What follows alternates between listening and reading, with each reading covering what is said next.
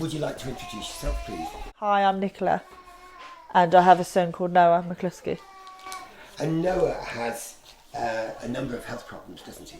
Yeah, he did. He had a brain tumour in 2020, which resulted in him having a trachea. And part of what you do is not just being a mum to him, but you have to manage that trachea. Yeah, I'm also a carer to him as well, and I'm also a single mum, which can be hard at times. And you've got a younger son as well? Yes, I do have a younger son called Lucas. He's 5.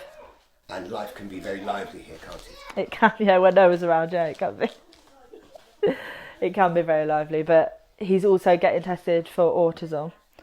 So that's maybe why he's a little bit more lively than Lucas. So I'm interested in how it came about. You said the worst was still to come, that was the... yeah, so Noah would stop breathing several times a day.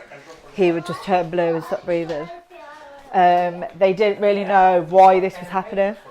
You know, he was in theatre for 8 hours and he did have a breathing tube in his throat for 8 hours, and he did have a stridor. Yeah, so he had that after his surgery. So they actually had intensive care on standby just in case this happened. So when they pressed that emergency buzzer, they knew that it was Noah. They knew, they knew to come on the ward and that there was something wrong. Yeah, so that went on for weeks, and then they decided to put a trachea in him. They decided to put the trachea in. He got the trachea in on the 1st of Feb in the same year, 2020. Then we stayed in there for about 3 months. That hospital admission was 3 months. And then, we came home. I got trained up on the trachea. I wasn't allowed to leave until I was trained up with the trachea because obviously, I'm a single mum. I've got 2 boys of my own. And we came home. Everything was fine. We did it. I did it as a mum. And then in April last year, he had an MRI scan and they found extra fluid on his brain.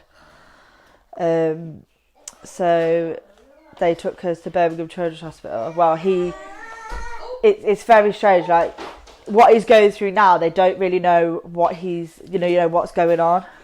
So Noah turned blue at home, and I took him in because he got, he was having like these weird wobbly episodes where he would go quite vacant, and he had an EEG. Unfortunately, they misdiagnosed him with epilepsy. He didn't have epilepsy.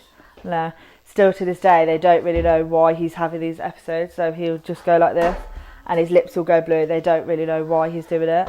I've asked for a second opinion to go to Great Ormond Street Hospital.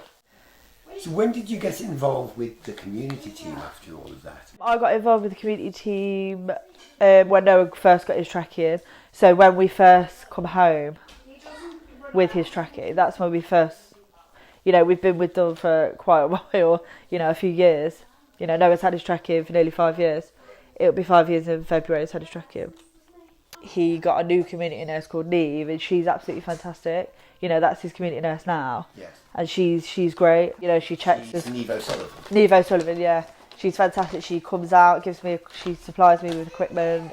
She phones me to see how Noah's getting on, and she's dead up to date with all of his infections because of the trachea he gets a lot of infections. If I've got any kind of worries about Noah, I will phone her. So if I feel like Noah's got a lot more secretions or is quite unwell, she would give me advice over the phone.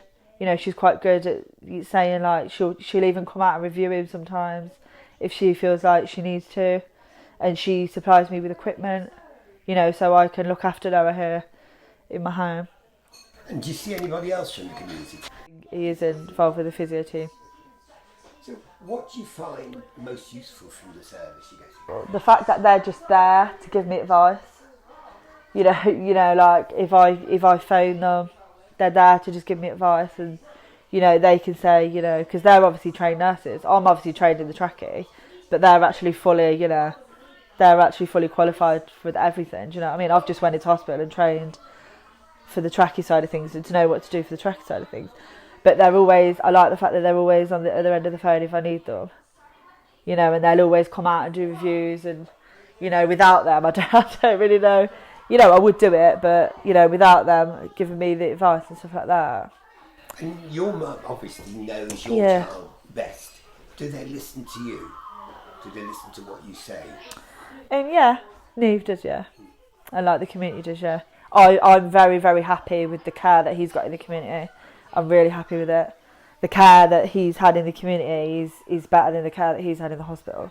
And could they do anything differently that would make it better for you?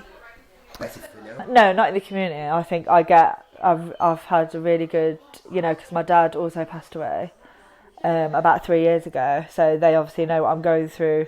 They know that it's hard for me as a mum. I'm trying to go through my personal things and try and cope as a mum as well, like with Noah's needs and stuff. So they also know what I'm going through. So they do support really well. How do you feel about the future once the service was no longer involved? He is going to get his trachea out. And that, obviously, it is going to be scary. If a friend or family member has the same problems or issues, had a child with the same problems or issues, would you recommend our service to? Yes, I would, yeah. The last question is whether you've got any other comments. They're all amazing, to be honest. I can't put it anywhere. Honestly, I love the community, and I'm going to be so sad to see them all go. Thank you, Nicholas. Thank you so much. Thank you so much for coming.